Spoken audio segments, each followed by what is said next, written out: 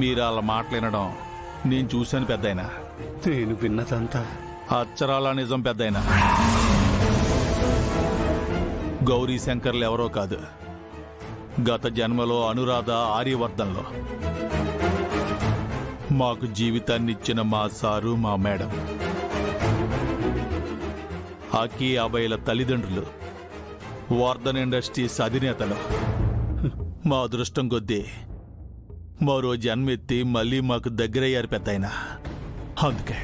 అందుకే లేనిపోని కారణాలన్నీ కల్పించుకుని నేను, అకీ, అభయ్ అందరం వాళ్ళిద్దరు చుట్టూనే తిరుగుతూ వాళ్ళని, వాళ్ళ జ్ఞాపకాలని వాళ్ళ ఇంటికి చేర్చాం. పరాయి వాళ్ళ ఇంట్లో ఎందుకుంటున్నారు అని చెప్పి మీరు గౌరీ మేడంని నిందించారు కదా, అది పరాయి ఇల్లు కాదు పెద్దాయన. గౌరీ మేడం వర్ధన్ కుటుంబ కోడలిగా మహారాణిలా బతికిన ఇల్లు, ఆవిడ అత్తగారిల్లు. వాళ్ళ వ్యాపార సామ్రాజ్యానికి వాళ్ళ అమ్మా నాన్నలే చైర్మన్గా, వైస్ చైర్మన్లుగా ఉండాలని అకీ, అభయ్లు వాళ్ళకి ఆ పోస్టులు ఇచ్చారు. మీరెంత బలవంత పెట్టినా సరే గౌరీ మేడం నిజం ఎందుకు చెప్పలేదో తెలుసా పెద్దాయన? తన బాబాయిగా ఆవిడ మీకిచ్చిన గౌరవం అది. ఆవిడ సారికి గత జన్మ ఎప్పుడు గుర్తుకు వస్తుందా అని ఎదురు చూస్తూ ఉంటే మీరు పెళ్ళి పెళ్ళి అంటూ హడావుడి చేశారు, వాళ్లను దూరం చేశారు. లేదంటే ఏదో ఒకలా సార్ని ఒప్పించి ఆవిడ పెళ్లి చేసుకునేవారు. నా వల్ల ఎంత పెద్ద తప్పు జరిగిపోయింది. నేను వెంటనే శంకర్ని కలవాలి. నన్ను శంకర్ దగ్గర తీసుకెళ్ళవా? అందరం ఇక్కడే ఉన్నాం పెద్దాయన. అదిగో అటు చూడండి.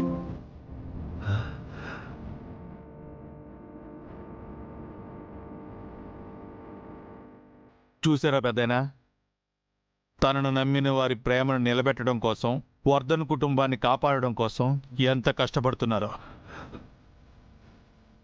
అది పెద్దాయన, అది మా సార్ ఆర్యవర్ధన్ అంటే. మన అంచనాలకు అందని గొప్ప వ్యక్తి ఆయన. నేను వెళ్ళి క్షమించమని అడుగుతాను. ఆహా, అప్పుడే వద్దు పెద్దాయన. ఎవరైనా చూస్తే అనుమానం వస్తుంది. మీరు నిజం తెలుసుకున్నారు, మాకది చాలు. ఇక వాళ్ళ పెళ్ళిళ్ళకి మీకే అభ్యంతరం లేదు కదా? ఇంకా అభ్యంతరం ఏంటి యాదగిరి? నేనే నా చేతుల మీదుగా వాళ్ళ పెళ్లిళ్ళు జరిపిస్తాను. ముందు వెంటనే వెళ్ళి మా గౌరికి క్షమాపణలు చెప్పాలి. నా కారణంగా ఎంత బాధ భరించిందో.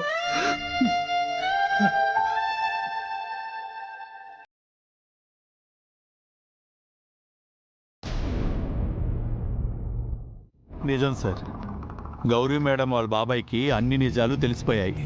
ఆయనే స్వయంగా వెళ్ళి గౌరీ మేడంకి క్షమాపణలు కూడా చెప్పారు. అంటే మా పిల్లలకు కూడా ఒప్పుకున్నట్టే కదా? ఒప్పుకున్నట్టే బాబు. అన్నయ్య, థ్యాంక్స్. ఇదంతా నీ వల్లే. ఇదంతా నీ వల్లనే.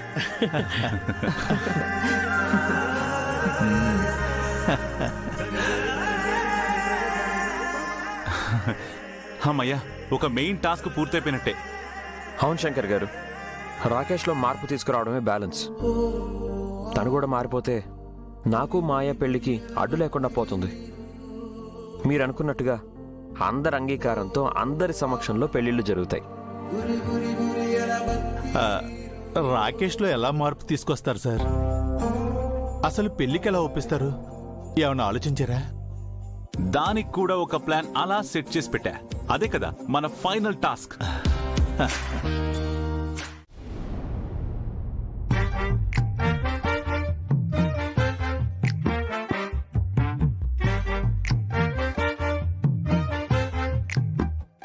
ఏంటి నాతో ఏదో మాట్లాడాలని చెప్పి తీసుకొచ్చి సైలెంట్ గా ఉన్నారేంటి?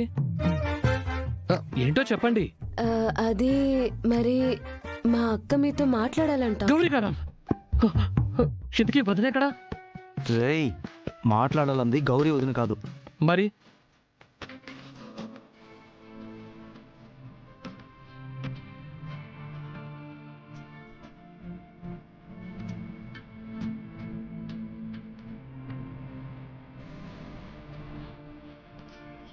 ఆయన ఈవిడ నాతో ఏం మాట్లాడతారంట?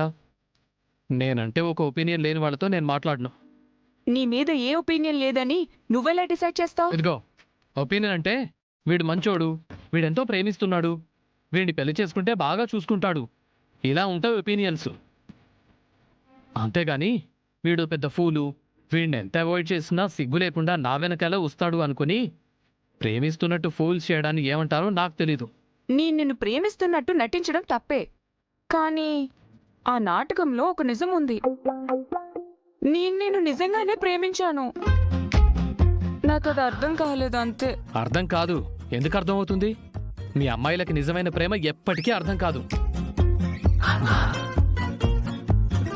ఎన్నిసార్లు ఎన్ని రకాలుగా నా ఇష్టాన్ని బయట పెట్టాను. ఒక్కసారైనా పాజిటివ్గా రెస్పాండ్ అయ్యావా? లేదు. ఏంటి ఊరికే గొడవ పడుతున్నావు? సంక్రాంతికి విలేజ్కి వెళ్ళినప్పుడు కూడా నీ మీద ఇష్టం ఉన్నట్టే నటించాను, కానీ నీకు దెబ్బలు తగిలితే వెన్న రాయలేదా? అది ప్రేమ చూపించడం కాదా? అది ప్రేమ లేక జాలు నాకెలా తెలుస్తుంది? చెప్పాలి కదా. ఇప్పుడు చెప్తున్నాను కదా. ఏం అక్కర్లేదు. అయినా నీకు మీ బాబాయ్ ఆరోగ్యం ముఖ్యం కదా. వెళ్ళి మీ బాబాయ్ చెప్పినోడిని పెళ్లి చేసుకోపో. రే పెద్దోడా, మరీ ఇంత పెట్టి చేస్తున్నావు ఎందుకురా? అవసరమా? ఏంటి మా అక్క ఒక మెట్టు దిగింది కదా అని ఓ బెట్టు చేస్తున్నారు? ఏ మీకైనా ఈగో ఉండేది? మాకుండదా? ఈగో సాటిస్ఫై అవ్వాలి కదా. సంధ్య, మీ ఇద్దరూ బయటకు వెళ్ళండి. పెద్దోన్ని నేను బ్రతిమలాడుకొని పెళ్లి కొప్పించుకుంటాను. మీరుంటే ఇలాగే మొండికేస్తాడు. సరే.